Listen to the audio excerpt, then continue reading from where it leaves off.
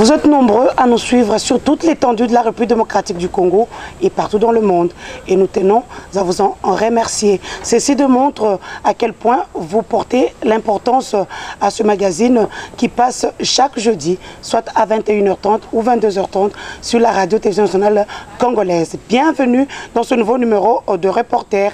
Pour ceux qui ne me connaissent pas, je suis Denise Mukendi. Nous sommes à Kinshasa, capitale de la République démocratique du Congo. Le site qui nous accueille ce jour, c'est Mona Paradis, qui se trouve vers Njili Brasserie, dans la circonscription foncière de la Tchangou. Bien sûr, avec mon invité, son Excellence le professeur Robert Mbingabila, nous allons évoquer une fois de plus vos questions dont vous vous évoquez dans vos maisons. Excellence, bonjour. Bonjour. Excellence, on a eu une fois de plus plusieurs questions. On va commencer par les questions de nos téléspectateurs. Pour l'émission qui est passée le jeudi, il y a beaucoup de langues qui se sont déliées sur la concession Mokonzo à Kingabwa. Est-ce que c'est un bras de fer ou on est dans un pays où l'État n'a pas de pouvoir? Il n'y a pas de bras de fer et il n'y a pas de situation d'absence de pouvoir. Je répète que Mokonzo est un faussaire, qu'il n'y a jamais eu d'arrêté du ministre Bouketi Boukaï attribuant des superficies de 100 hectares à qui que ce soit à Kingabwa. Et comme je l'ai dit aussi la fois dernière, il n'y a pas de lotissement dans ces sites. Il s'agit d'un site qui est mis à la disposition de mamans maraîchères et il faut qu'on laisse les mamans maraîchères continuer de faire leurs activités qui contribuent à nourrir la population de Kinshasa. J'ai demandé à tous les responsables, au vice-premier ministre de la Défense, au ministre de l'Intérieur, au chef d'état-major général des forces armées, ainsi qu'au commissaire divisionnaire, commandant de la police nationale congolaise, de retirer tous les éléments qui sont présents sur ces sites et qui, justement, dérangent les maraîchères lorsqu'elles font leurs activités. Et je répète aussi que tous ceux qui se sont laissés escroquer par M. Mokonzo en achetant des parcelles, je leur demande de ne pas construire parce que s'ils essayent de construire, les bulldozers de la commission de démolition passeront par là pour démolir toutes les constructions qu'on commence à mettre sur ces sites et ça va se faire plus vite qu'on ne le croit. Excellence, Monsieur Kabouikou nous écrit de Kinshasa. Il veut vendre une portion de sa parcelle pour pouvoir se faire soigner, mais les enfants font opposition alors que leur nom ne figure pas sur le titre de propriété. Est-ce que cette opposition est valable?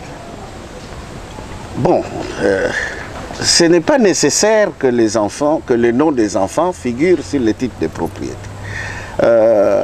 Notre code de la famille, n'est-ce pas, en réalité donne la propriété ou le droit de propriété de la maison familiale, n'est-ce pas, au papa, à la maman et aux enfants. Et donc, il n'est pas autorisé de pouvoir vendre la maison familiale. Donc l'opposition des enfants, elle est recevable parce qu'il s'agit de la maison familiale. Maintenant, M. Kabouikou parle d'une portion de la parcelle qu'il veut vendre. Je pense que l'appréciation des enfants est telle que ça risque de créer des problèmes par rapport à la famille, n'est-ce pas, et donc s'oppose à ce que cette vente puisse être faite.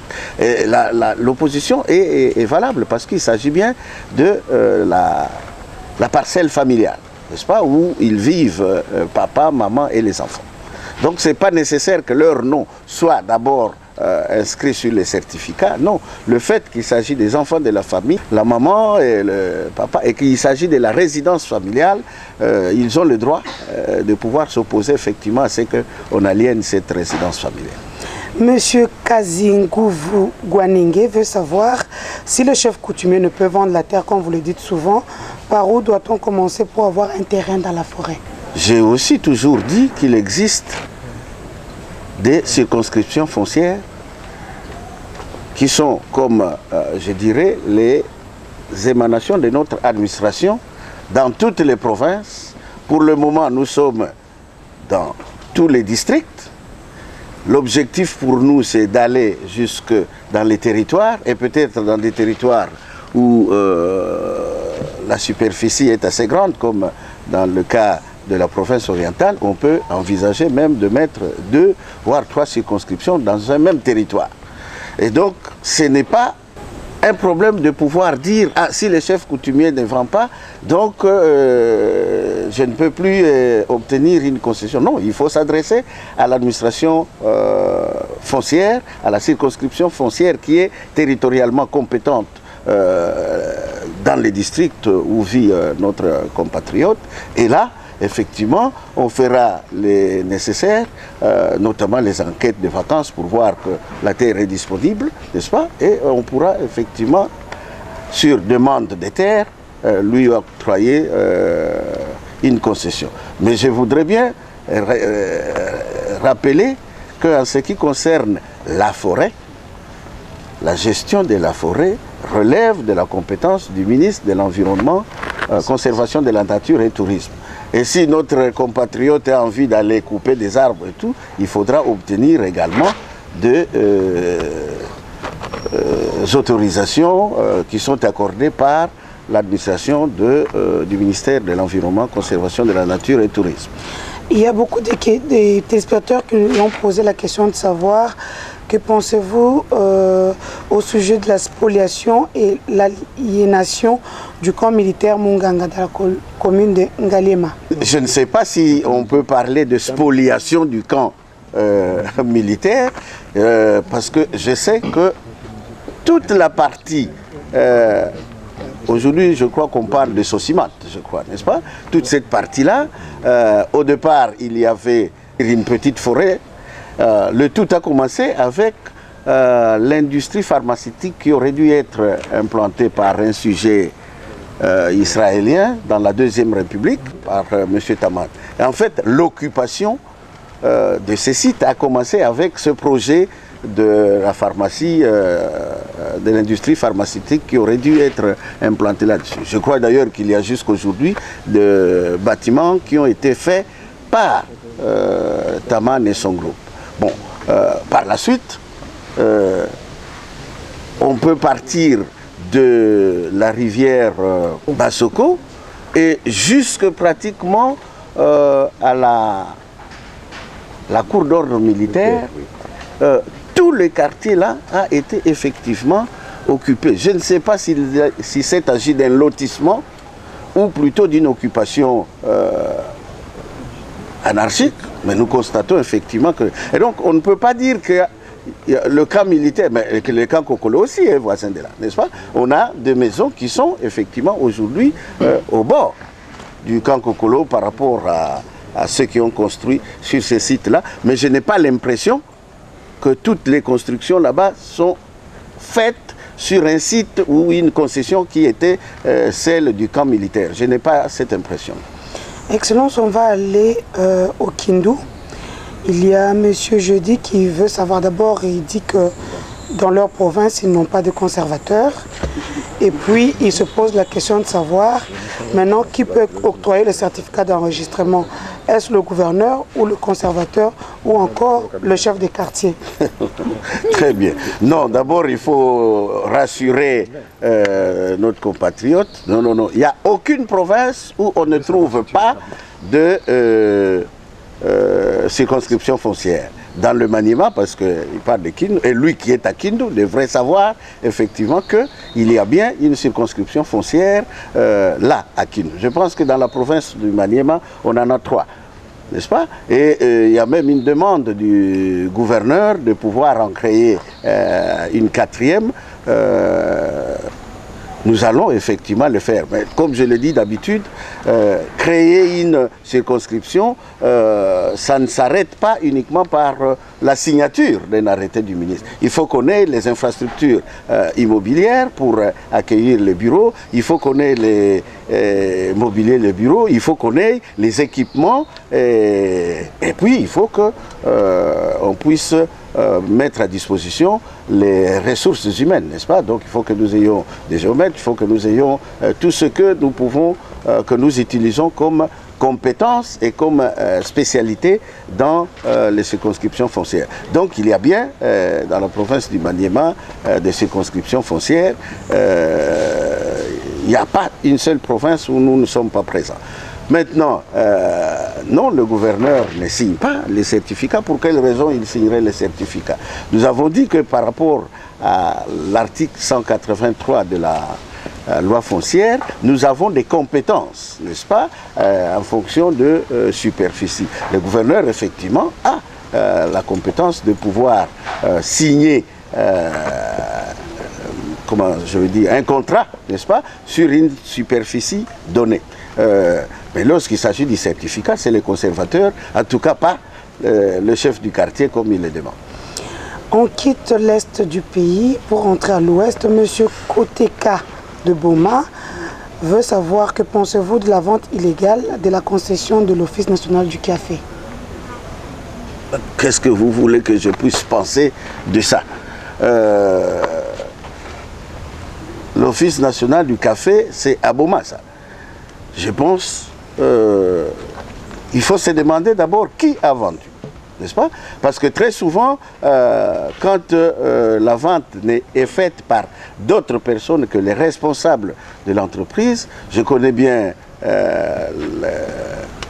le DG de l'Office national du café, très souvent il m'écrit pour élever une opposition. Je n'ai pas connaissance d'une lettre qui m'a été adressée pour la vente de la concession de l'ONC à Boma. Je vais faire vérifier l'information que nous donne notre compatriote pour savoir effectivement s'il y a eu vente, par qui elle a été faite et dans quelles conditions elle a été faite.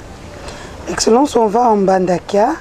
Il y a M. Likonji, président de l'équipe des jeunes de Likonji Sport Avenir du football en RDC, qui porte à votre connaissance que le terrain de football qui se trouve derrière la piscine en face du gouvernorat, c'est-à-dire qui est de la jeunesse, a été vendu. Alors quel sort réservez-vous aux autorités responsables de cet incivique et aux acquéreurs de ces sites? Est-ce qu'il peut nous dire qui a vendu ça? S'agit-il de l'administration des affaires foncières sur lesquelles moi j'ai effectivement le pouvoir de sanction, ou s'agit-il d'une décision qui a été prise par exemple au niveau du gouvernement provincial ou du gouvernorat? Donc je ne peux pas savoir qui est l'auteur de la vente.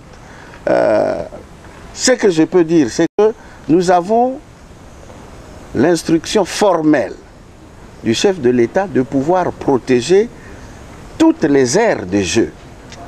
Hier, nous étions à Matete, vous avez vu, n'est-ce pas? Nous sommes allés pour accompagner le Premier ministre qui était en train de lancer le projet de construction de stades municipaux dans la ville de Kinshasa. Et le Premier ministre a bien dit que ces projets, c'est sur l'ensemble du territoire. Donc, nous devons à tout prix, n'est-ce pas, protéger les aires de jeu. Et je vais m'en remettre au gouverneur intérimaire de la province de l'Équateur, en demandant également à notre conservateur de nous faire un rapport sur cette information qui nous est donnée pour que nous sachions effectivement qui a vendu et d'ailleurs que nous puissions demander au gouverneur de pouvoir protéger cette aire de jeu et donc n'est pas autorisé qu'on puisse faire des constructions là-dessus. Surtout que, comme il l'a dit, c'est derrière le gouvernorat. Donc je pense bien que le gouverneur a besoin que quand il se met debout dans son bureau, il y a une fenêtre derrière, mais il doit plutôt voir non pas des bâtiments qui poussent et qui encerclent le gouvernorat, que ce soit plutôt, au contraire, un espace où les jeunes peuvent faire des activités sportives. Excellence, on va à l'étranger. Monsieur Aimé Bokondi, il nous écrit de Bordeaux. Il veut savoir en fait, son frère qui est ici à Kinshasa a vendu leur parcelle à Lemba, sans leur signature bien sûr, il y a une année.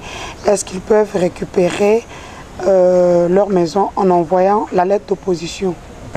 Je voudrais... c'est le problème toujours de la succession, je pense.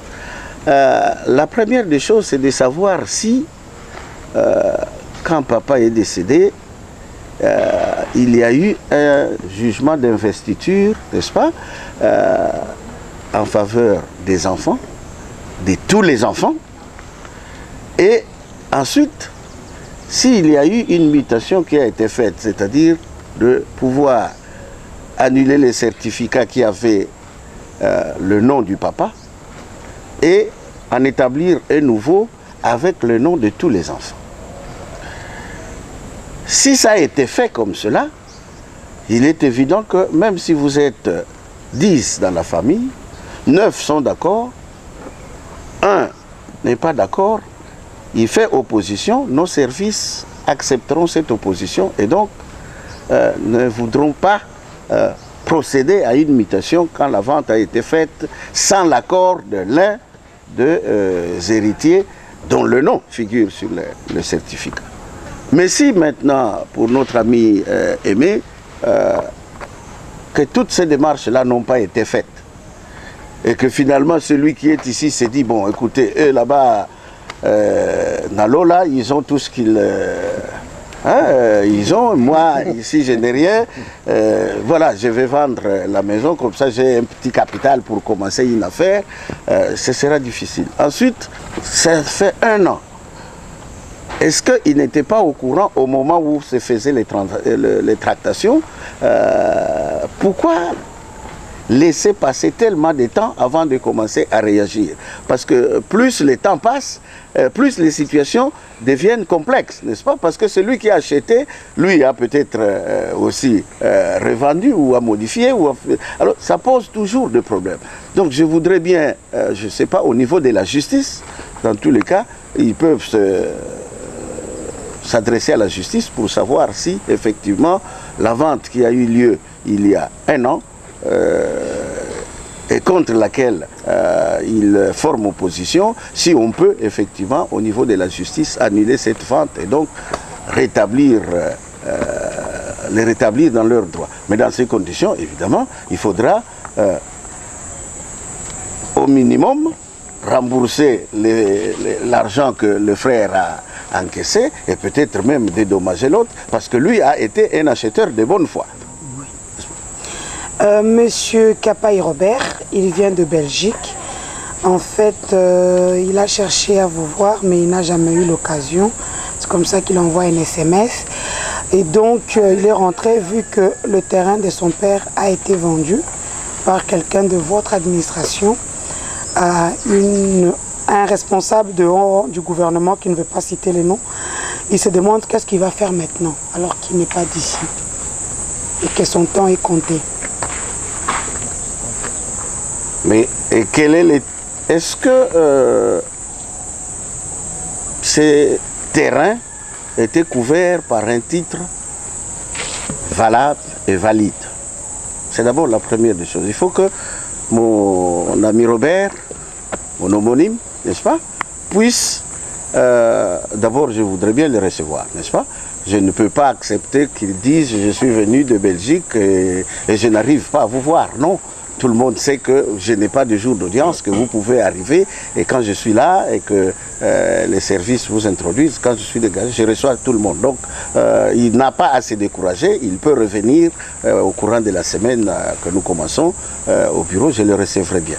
Mais il faut d'abord qu'il s'assure que le terrain de papa était couvert par un titre de propriété au nom de papa. et que ce titre était toujours valide, n'est-ce pas? Parce qu'on peut avoir un terrain, on signe un contrat. Le contrat a une durée déterminée, 3 ans, 5 ans, 25 ans pour l'amphithéose, et ainsi de suite. Mais si, au bout de 3 ans, au bout de 5 ans, il faut aller renouveler.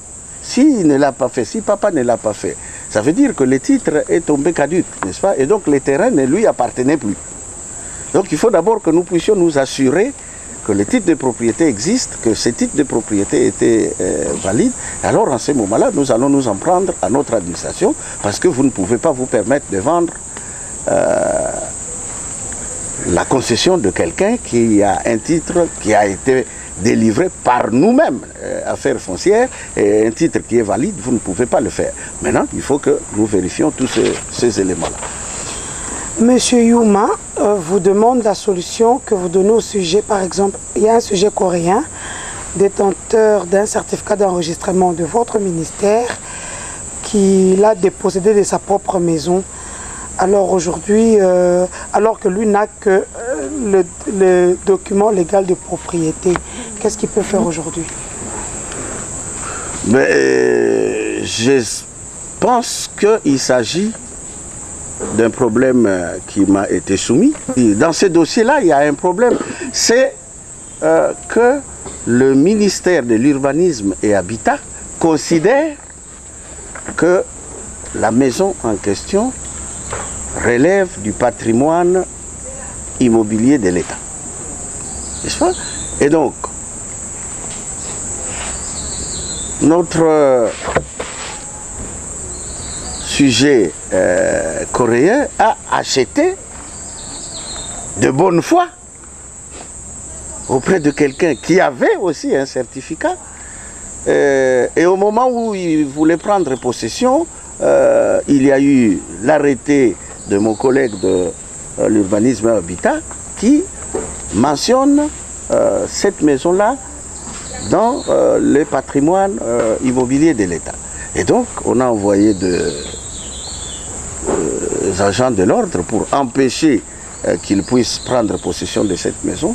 Et de plus, si mes souvenirs sont bons, on doit avoir logé un haut cadre de la police nationale congolaise dans cette maison. Je pense que le problème, c'est est-ce que nous pouvons continuer de considérer qu'il s'agit d'un bien immobilier appartenant toujours à l'État, alors que des décisions ont été prises avant de pouvoir attribuer certaines maisons de l'État, notamment à la Gombe et du côté de Royal où nous sommes, à des individus.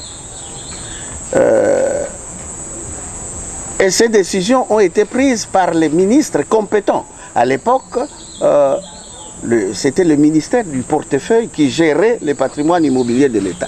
Et si ce ministère a écrit pour dire, voilà, cette maison-là, vous avez fait une demande, le président fondateur a autorisé qu'on vous la cède, on a évalué, voilà ce que vous devez payer, les gens ont payé, n'est-ce pas?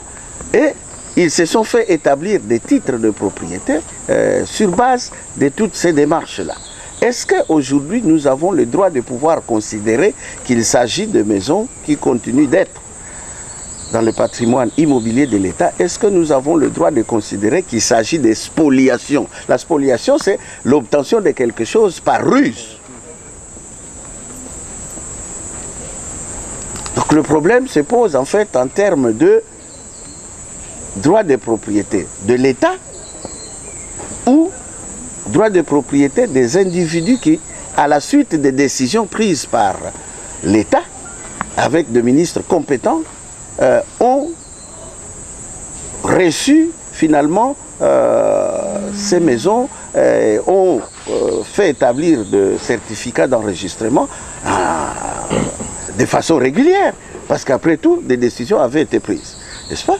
Je pense que justement, il y a beaucoup de contestations par rapport à à l'arrêté qui a été pris par le collègue, et nous venons de constituer une commission qui va se mettre à examiner tous les recours, n'est-ce pas, qui lui ont été adressés par rapport à ces problèmes finalement de à qui appartient cette maison. Est-ce toujours à l'État ou au contraire l'État a cédé dans des conditions